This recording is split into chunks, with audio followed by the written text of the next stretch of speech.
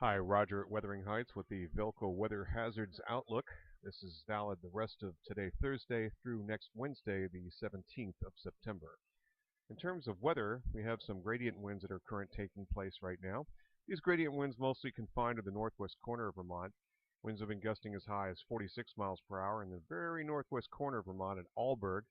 And we have a cold front that is beginning to approach the St. Lawrence River Valley around Messina, New York. And you can see that front here by this depiction of the cloud cover here, a little bit of a change.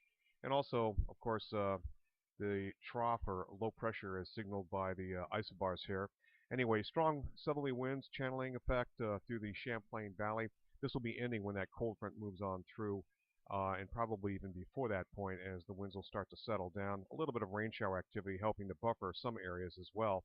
Some of the higher elevations of the northern and central Green Mountains also seeing some winds that could be a little bit greater than 40 miles per hour, but this is mostly above the 2,000, 2,500 foot level. Again, some of the higher elevations, the heights of land across the Northeast Kingdom also affected, and it's most definitely more of a northern issue than it is a central and southern issue.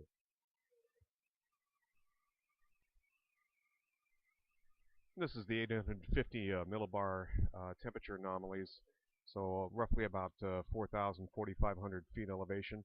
And what you can see here is the northern hemisphere, of course, Vermont being situated right here, and how the development over the next 10 days is taking place. We have one pretty impressive shot of cold air, which we'll show you right here. This is now working down out of Alberta and the Canadian prairies into the Central Plains. This air mass moderates as it gets toward Vermont. I'll show you a better depiction of that here in a second. But as this carries over, the thing to watch here is a pretty massive warm-up across a wide area, all the way from really from northeastern Siberia and then back over toward Alaska and then into the west. It looks like this is going to try to make a run at us here, and that's in about 10 days. So warm weather may not be completely done, although we do cool on. And sticking with temperatures, this is the temperature anomaly. You see that darker purple area, and it bounces around. Basically, it's colder during the daytime, so it's much more of an anomalous temperature than at night. But that does get into the northern plains, and then the air mass moderates as it gets into New England.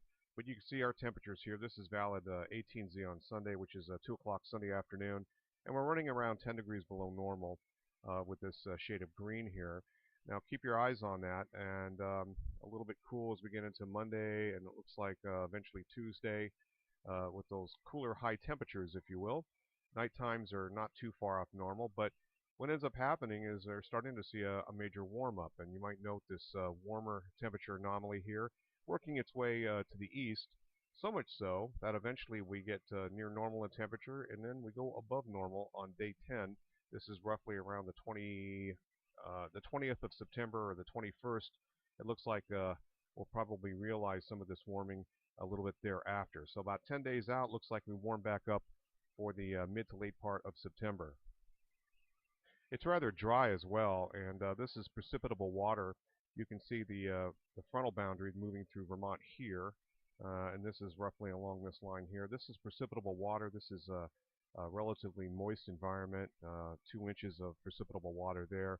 And you can see the dry air that entrains across a good section of Canada. This typically happens with these autumn air masses, and you can see just how dry it's going to be over the next 10 days.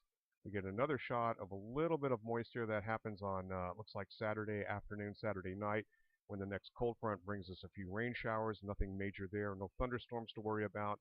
We dry out with a 1024 millibar high on, looks like Sunday night into Monday, and then basically it looks like we have a little bit more of a surge of moisture coming in for Monday night into the day on Tuesday, and then we dry out again.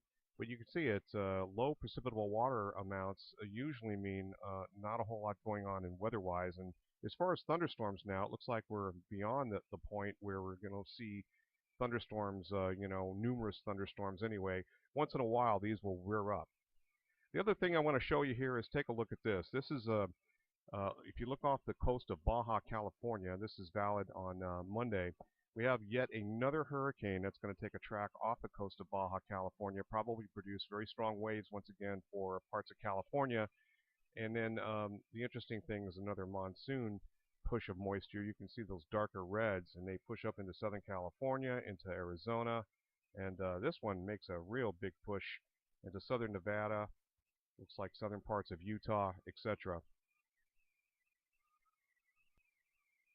And this is again the European model showing precipitation. Here's the cold front moving through this Thursday afternoon, and high pressure builds in, very broad area of higher pressure to bring us some nice weather.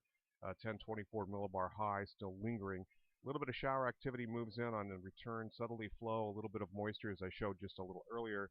And this is another relatively dry scenario. We're not looking at a whole lot in the way of precipitation. We probably could use about 1 to 2 inches of rainfall. Doesn't look like we're going to see any of that. Another area of higher pressure builds in, 1025 millibars. That's valid, looks like Monday morning. And then another frontal system. So a little bit busy, the weather pattern. Every other day, a frontal boundary moving on through, followed by a nice little bubble of higher pressure. This is a little bit more of an extended period of good project weather as we get into, it looks like probably Wednesday, Thursday, into Friday of next week. And with that will come cool nights, potential almost frosty nights in a few spots, but daytime highs, big diurnal ranges in temperature, and kind of typical autumn-type weather, which you can find. Again, here's that leftovers of what will be probably Hurricane Odile. This is, of course, off the coast of Baja, California, and the very active eastern Pacific. And the NSEP folks putting out total rainfall, you might see it's only about a half inch. It looks like the European gives us around a half to 3/4 of an inch over the next total 10 days. And that includes the passage of this current cold front moving on through on this Thursday. Here's a temperature anomaly through the next 5 days or so. This is valid actually through next Tuesday, Tuesday evening. And you can see things have cooled down considerably, and we're looking at Vermont really seeing just a little bit below normal in temperature here, with those near normal temperatures working off the coast. In the tropics, one day past the hurricane season, peaking on September 10th, lo and behold, we have tropical depression number 6. This is brand new as 11 o'clock this Thursday morning. Max sustained winds around 35 miles per hour. And here's the latest computer modeling. The best prospect looks like it's going to be curving rightward, well off the middle Atlantic, not even affecting places like Bermuda. We'll be watching this carefully to see if there's any changes on this.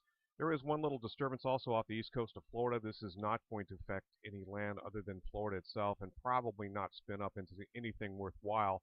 However, some heavier rainfall for the central and southern part of the Florida peninsula. That's going to be about it. Otherwise, no threats for utilities up in our neck of the woods. And also, we've had a couple minor solar flares. This AR2158 sunspot group has shot a solar flare, and it is Earth-facing. And it is responsible for a solar flare a couple days ago that was minor. But since then, we've had a strong geomagnetic forecast, a storm watch anyway. This will be for the 12th and 13th. And it's the combined effects of these two solar flares. A strong coronal mass ejection is earthbound, and it was likely to produce aurora. Stay tuned for more information on that. This is a result of a couple of these sort of combining with each other. Again, it's going to be for the 12th and 13th, so we're talking the next couple of days. And it's pretty impressive.